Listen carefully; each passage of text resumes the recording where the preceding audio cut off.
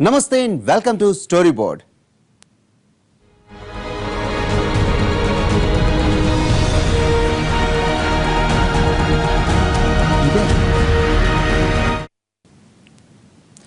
Tea కొట్టు కన్నా ముందే ఓపెన్ అయ్యే బార్లు, ఏటీఎంల ఎనీ టైం మందు.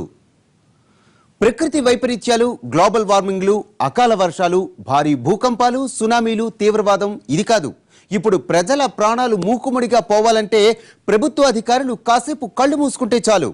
ఇలా కళ్ళు మూసుకున్నందుకే విజయవాడలో నకిలీ మద్యం 5గురిని బలి తీసుకుంది.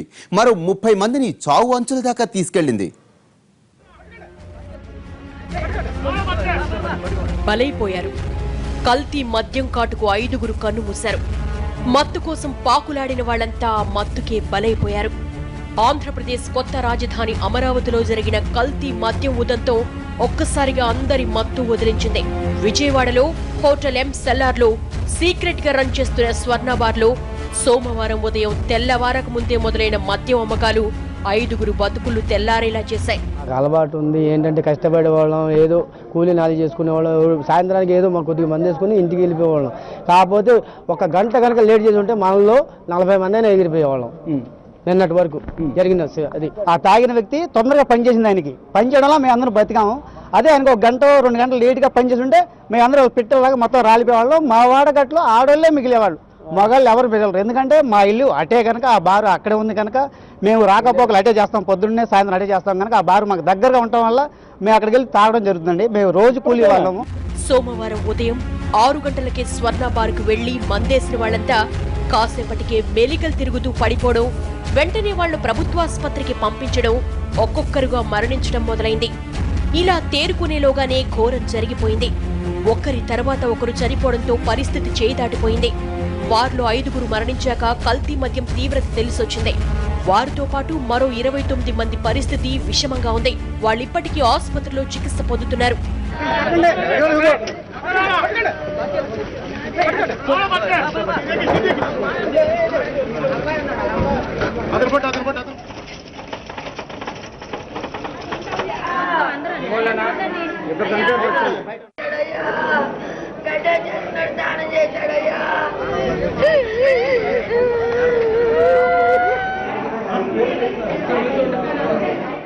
ఏడాదిగా ఏపీ కల్తీ మద్యం మత్తులో ఊగుతోంది.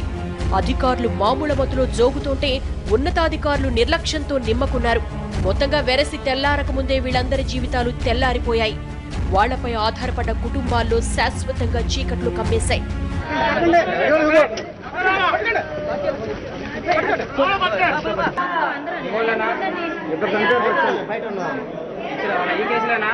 జరగకూడని ఘోరం జరిగిపోయిన తర్వాత అధికారులు మేల్కొన్నారు. హుటాహుటిన స్వర్ణ బార్ను పోలీసులు సీజ్ చేస్తే అక్కడి మద్యం శాంపిళ్లను ఎక్సైజ్ అధికారులు తనిఖీ చేశారు. ఎవరి తంతు వాళ్లు పూర్తి చేసి ఎవరి నివేదికలు వాళ్ళు ఇచ్చేశారు. పోలీసులేమో అక్కడి నీటిలోనే విష పదార్థాలు కలవడం వల్ల ఈ మరణాలు సంభవించాయంటుంటే, ఎక్సైజ్ అధికారులు మాత్రం బార్లో కొన్ని బ్రాండ్ల మద్యం కల్తీ జరగడం వల్లే ఈ ప్రమాదం జరిగినట్లుగా ప్రాథమిక నివేదికలిచ్చారు. మొత్తానికి ఎవరికి వాళ్ళు నచ్చినట్లు నివేదికలిచ్చారు.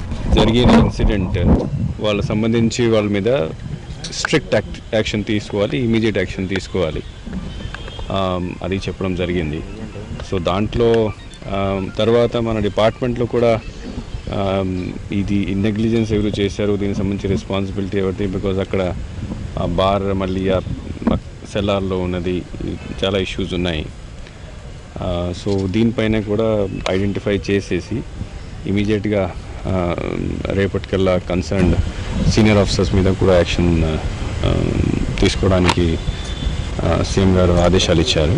13 జిల్లాల్లో మనం ఇన్ఫర్మేషన్ పంపించాం. ఇన్ఫర్మేషన్ అంటే ఈ బ్యాచ్ నెంబర్ సంబంధించి ఏమైనా వాళ్ళ దగ్గర వచ్చి ఉంటే డెలివరీ, దీన్ని పక్కన పెట్టేసి టిల్ ద టైమ్ ఈ ఫోరెన్సిక్ రిపోర్ట్ వచ్చిన వరకు దీన్ని సెల్ చేయకూడదు.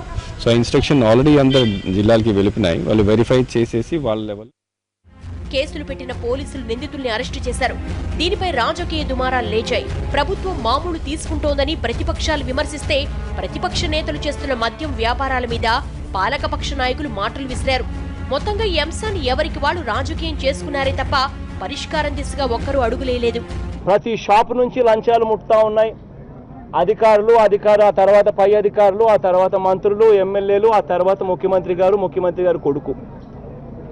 సాక్షాత్తు ముఖ్యమంత్రి ప్రతి మద్యం షాపు నుంచి డబ్బులు వసూలు చేస్తూ విచ్చలవిడిగా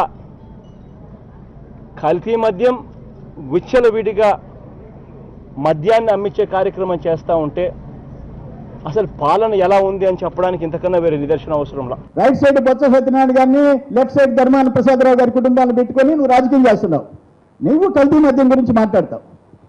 రేపు వస్తే సంపూర్ణ మద్యపాన నిషేధం అమలు చేస్తానని చెప్పావు. ఏదైనా ప్రజలు నవ్విపోతారని చెప్పేసి నేను అడుగుతా ఉండా. ఇలాంటి ఓ ఘటన జరిగాక ఇది ప్రభుత్వ వైఫల్యమని ప్రతిపక్షాలు నోళ్లు పారేసుకోవడం, ఎక్స్గ్రేషియా చెల్లించి పాలకులు చేతులు దులుపుకోవడం కామన్ అయిపోయింది.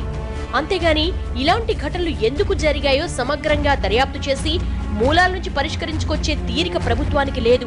కింది స్థాయిలోనే సమస్యను పరిష్కరించాలన్న చిత్తశుద్ధి ఇటు అధికారులకు లేదు. అందుకే ఈ నకిలీ మద్యం ఏపీలో ఇలా ఇంతమందిని బలి తీసుకుంది.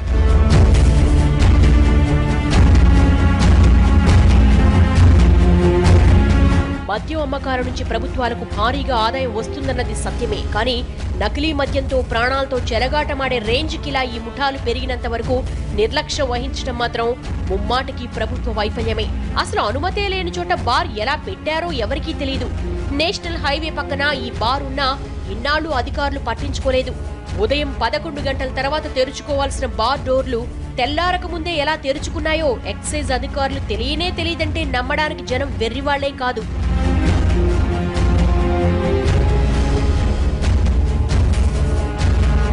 ఒక్కసారి మద్యం మత్తుకు అలవాటు పడ్డ తర్వాత దాని నుంచి బయటకు రావడం చాలా మందికి సాధ్యం కాదు. కానీ ఆ దుర్బలతను ఆసరాగా చేసుకుని వాళ్లతో ఇలా అడ్డమైన చెత్తంతా తాగించడానికి బార్ యాజమాన్యాలు కుట్రలు పన్నుతుంటే వాటిని పట్టించుకోకపోవడం మాత్రం ఎక్సైజ్ శాఖ నిర్లక్ష్యానికి పరాకాష్ట. అసలు హైవే పక్కన అనుమతి లేని చోట ఉదయం 5 గంటలకే బార్ తెరిచినా అధికారులకు తెలియదంటే ఇందులో అధికారుల నిర్లక్ష్యం ఏ రేంజ్ లో ఉందో అర్థం చేసుకోవచ్చు.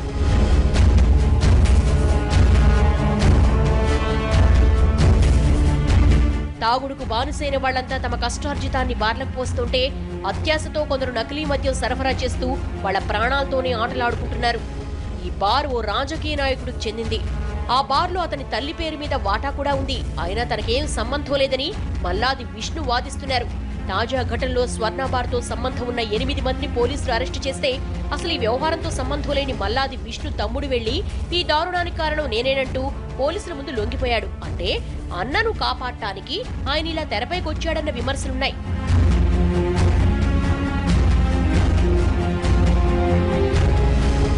మొత్తంగా కల్తీ మద్యం ఘటనలో ప్రభుత్వం బాధితులకు ఎక్స్గ్రేషియా ఇచ్చి చేతులు దులిపేసుకుంది. అటు ఎక్సైజ్ అధికారులు రాష్ట్ర వ్యాప్తంగా బార్ల మీద హుటాహుటిన దాడులు చేశారు. ప్రతిపక్ష నేతలు ఎవరికి వారు విమర్శలు చేసి వెళ్లిపోయారు. కానీ అసలు దోషులు ఎవరు అన్నది మాత్రం ఎవరికీ పట్టలేదు. ఈ ఘటనపై సమగ్ర దర్యాప్తుకు ఆదేశించిన ప్రభుత్వం ఆ నివేదిక వచ్చాక బాధ్యులను కఠినంగా శిక్షిస్తే తప్ప నకిలీ మద్యాన్ని అరికట్టడం సాధ్యం కాదు. స్టోరీ బోర్డులో ఇప్పుడు షార్ట్ బ్రేక్ తీసుకుందాం.